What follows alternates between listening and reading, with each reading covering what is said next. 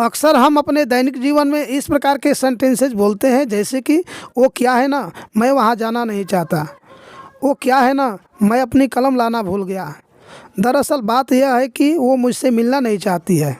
दरअसल बात यह है कि मैं कल पटना जा रहा हूँ। तो फ्रेंड्स, आपने नोटिस किया कि इन सभी सेंटेंसेज में एक चीज़ कॉमन है, वो क्या है ना, या फिर दरअसल बात यह है कि दोनों का सेंस सेम है, जिसकी इंग्लिश होती है एक्चुअली द थिंग इज। चलिए इसके स्ट्रक्चर को जानते हैं। स्ट्रक्चर में सबसे पहले राइट करेंगे एक्चुअली द थिंग इज। अगर सेंटेंस लिख रहे हैं तो इसके बाद कॉमा का यूज करेंगे प्लस सेंटेंस। अब चलिए इसे कुछ एग्जांपल्स की हेल्प से और बेहतर ढंग समझ लेते हैं। हमारा पहला एग्जांपल है, वो क्या है ना, मैं वहाँ जाना नहीं चाहता। या फिर दरअसल बात यह है कि मैं वहाँ जाना नहीं चाहता। Actually the thing is I don't want to go there. Actually the thing is I don't want to go there.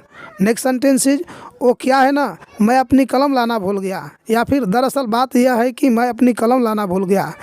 Actually the thing is I forgot to bring my pen. Actually the thing is I forgot to bring my pen. Next sentence is, वो क्या है ना, मैं कल पटना जा रहा हूँ। या फिर दरअसल बात यह है कि मैं कल पटना जा रहा हूँ। Actually the thing is I am going to Patna tomorrow. Actually the thing is I am going to Patna tomorrow. Next sentence is, वो क्या है ना, वो मुझसे मिलना नहीं चाहती है। या फिर दरअसल बात यह है कि वो मुझसे मिलना नहीं चाहती है। Actually the thing is she does not want to meet me. Actually the thing is she does not want to meet me. Next sentence is, वो क्या है ना, कल मत आना।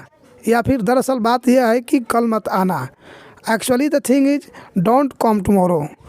Actually the thing is don't come tomorrow. Next sentence is, वो क्या है ना, हम लोग आज यहीं ठहरेंगे।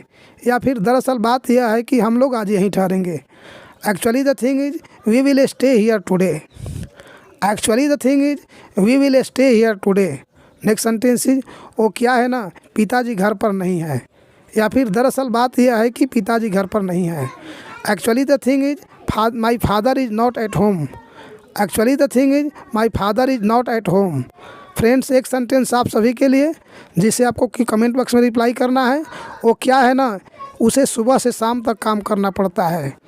सुबह से शाम तक की इंग्लिश होती है from morning to evening. Thanks for watching.